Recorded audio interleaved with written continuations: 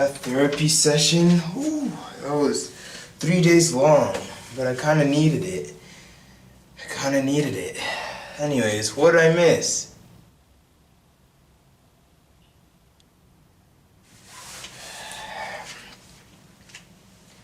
Hello? Dr. DeCock? Yeah, I'll be there.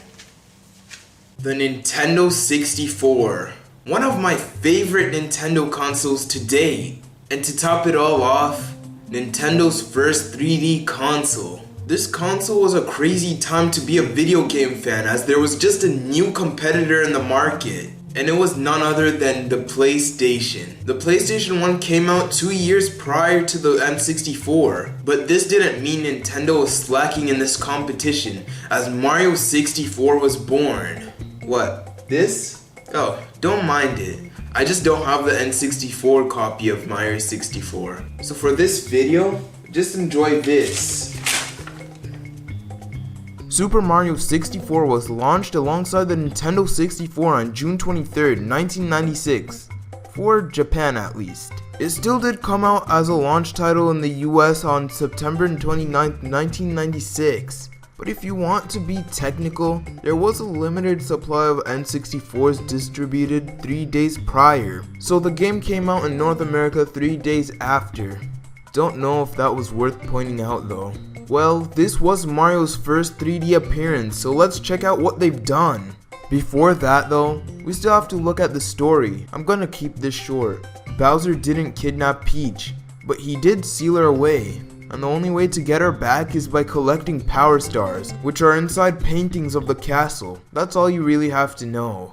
So, it's me, Mario! 64 has to be the most different Mario game we've ever had at this point. Nintendo decided to add a whole new axis to the game, meaning we could move forward and backwards. This means the worlds have to be suitable for movement, but we'll get to that later.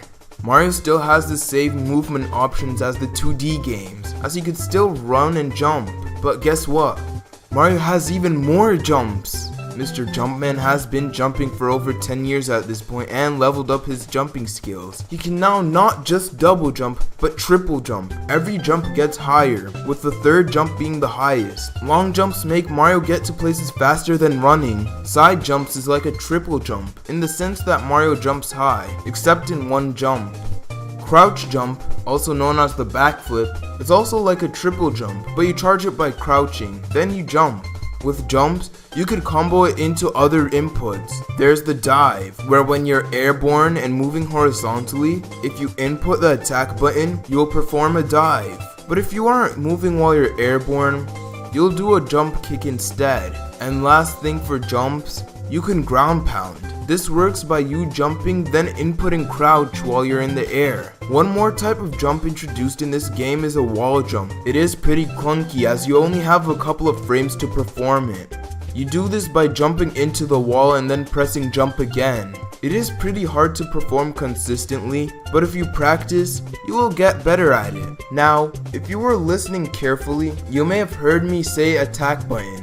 And yes, Mario can attack in this game. He still can jump on enemies, but now he can punch and kick. This may look similar to you as it is Mario's jab and smash. When you are crouching, you do a crouch kick, which is another move you'll see in Smash. Look at me, stealing the idea of someone else's YouTube channel. If you are running and then input attack, you'll perform a dive.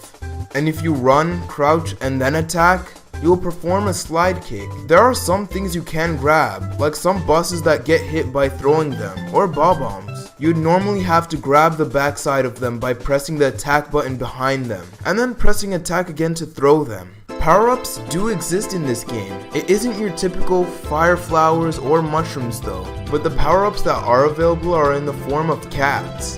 There are 3 types of caps, and you would usually find them in specific places. You'd actually have to enable these caps by pressing a button in a level.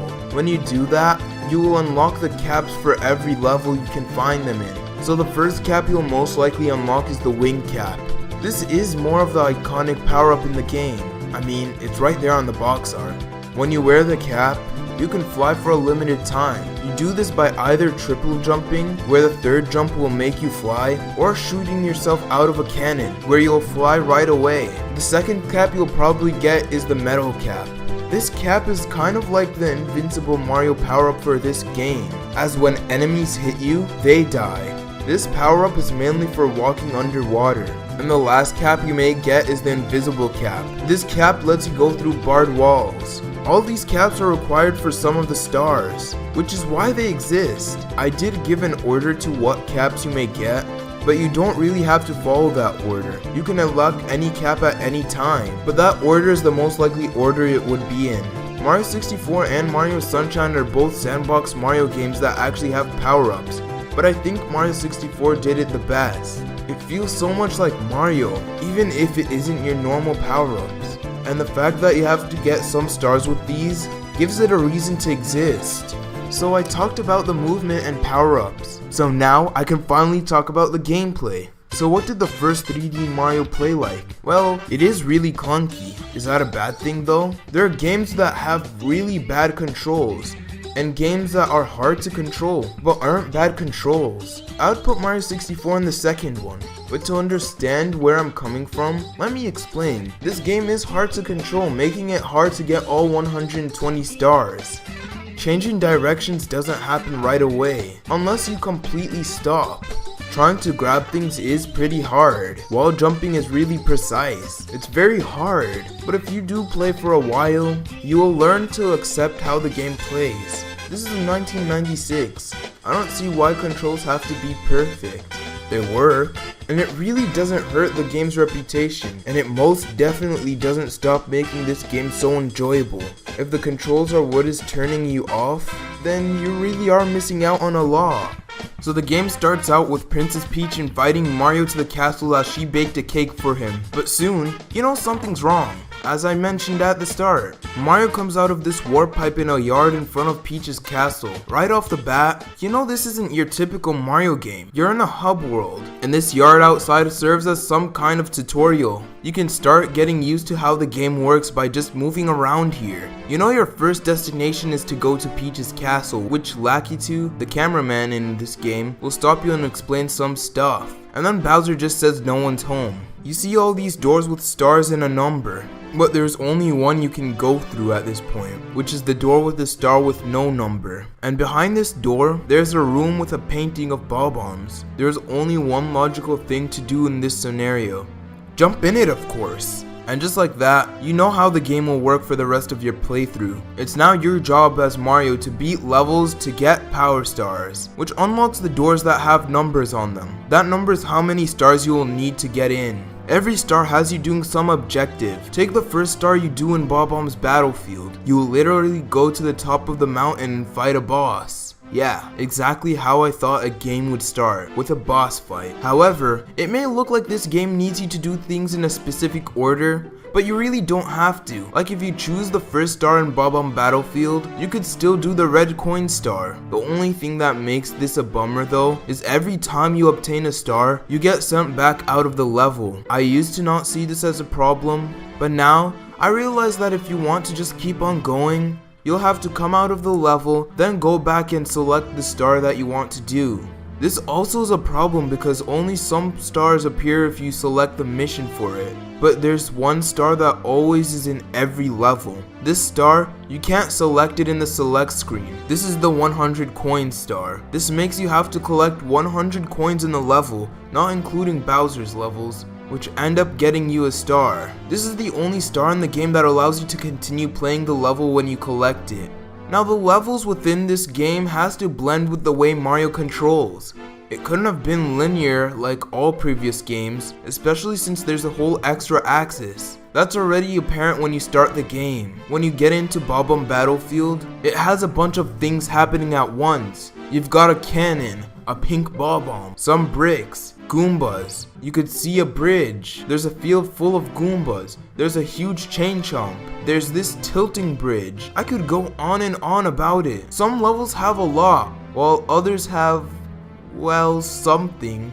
You'd have to collect the amount of stars the door requires to be opened. There are a couple of doors with the same number, giving you the option to choose which one.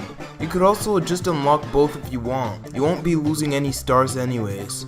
It may look like there aren't many levels to begin with, but after you beat Bowser the first time, you get a key. This key is for the basement of the castle. There are a couple of things you could do here, like get stars for catching a rabbit, talking to Toad and getting a star, going through a wall and somehow ending up in a desert, and you can actually drain the water from the bottom of the castle. This gives you access to more levels that are located outside of the castle, and when you get 30 stars, you can go fight Bowser a second time. Not until you finish the wall of, what is this, water? It's a quick level, and after you beat it, you get the rematch with Bowser, and with that, he gives you the second key, the key to the second floor. Same procedure as usual. Get some stars until the door unlocks. In this case, you'll need around 70 to get the final Bowser fight.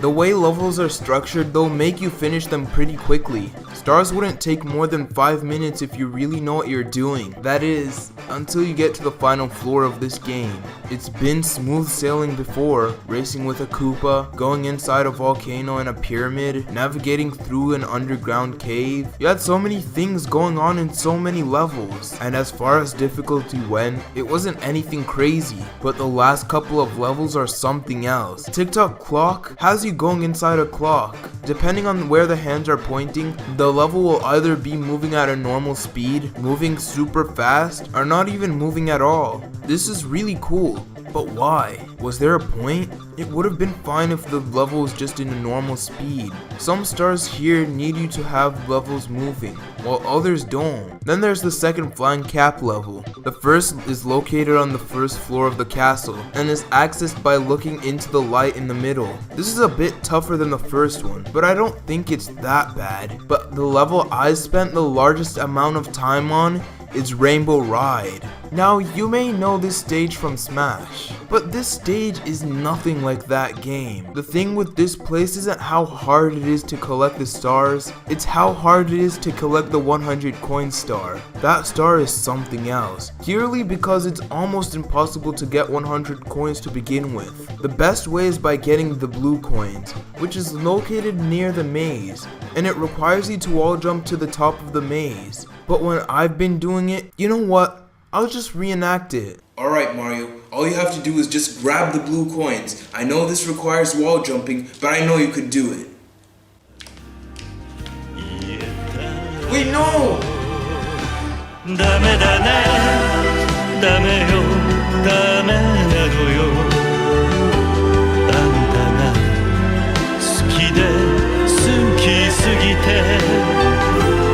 But I enjoyed all levels the game had to offer. You could feel the fact that this game is fairly new on its concept. There never has been a sandbox type of Mario game before, so for its first attempt at trying, I'll gladly take it. Now, one last thing about how the game plays. Well, it's actually two completely different things.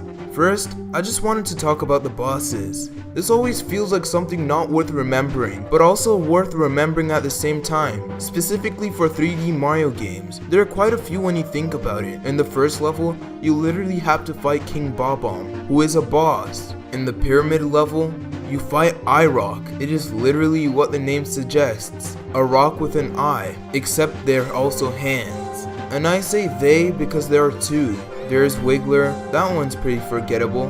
There's King Bob-omb, somewhat iconic.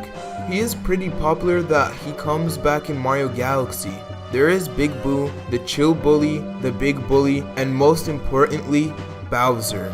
These boss fights are all pretty interesting. They almost require you to do something different. I say almost because Chill Bully and Big Bully are literally the same thing. Well, those were the bosses. Now to my second point, 100%ing the game. This game has 120 stars in total, and once you get all of them, near the lake, there's this cannon that will be accessible. When you go in the cannon, well, you could just shoot yourself around the outside area like an idiot, or you can go to the top of the castle. Now, when you get to the top, you'll find a surprise. Yoshi's waiting for you there.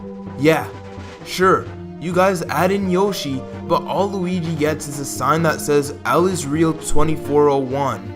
This is the only appearance Yoshi gets in the game. When you talk to him, he'll just give you 100 lives and then leave. Well, that's Yoshi for ya. Always running away from those tax police. Graphics are obviously dated. What, you expected graphics like Odyssey in 1996? Well, that's probably how it looked for people at that time. But it's good enough to tell what everything is, unlike some games. Other than that, there was a DS remake for the game. Although, it would have made sense to talk about it here, I don't want the video to be any longer than it already is, so you'll probably have to wait until I review it separately. Music. Where do I begin with this? The game may look dated, but the music will never age. The moment you walk into Princess Peach's castle, you hear the recognizable theme. Going to Bob-omb Battlefield has a very fast-paced tempo. I never thought Bob-ombs go well with funky music. My favorites are the underwater levels, like Dire Docks. It's got such a calming pace to it, and the instruments are very well thought out for this place. And the best part is, when you enter specific parts of the level, there's an extra instrument added. It just makes it sound so complete. Even eerie songs like Big Boo's Haunt sound good. It's not that I would prefer listening to this, it's just that it goes well with the place. For their first 3D Mario game, they have made an amazing job on it. That effort definitely hasn't stopped with Nintendo. Okay, maybe just a bit, but I don't think we'll ever see trash Mario platformers anytime soon. Super Mario 64 is an amazing game. I grew up with the DS version, and that introduced me to the amazing world of Mario. I really like playing either game because they're both great games regardless. The quality of this game is very high, like very high. If the rumors are true, and there is a Mario 64 coming to the Switch, then you know I'm gonna buy it. The only downside is they're probably gonna sell it for 60 bucks. But I'd just like to see how they'd remake it for the Switch. Of course, I'm not getting my hopes up since it's just a rumor. I would easily recommend this game to everyone, no questions asked. Just buy it. Please? Will you buy it? Is this video done? Have I made this joke before?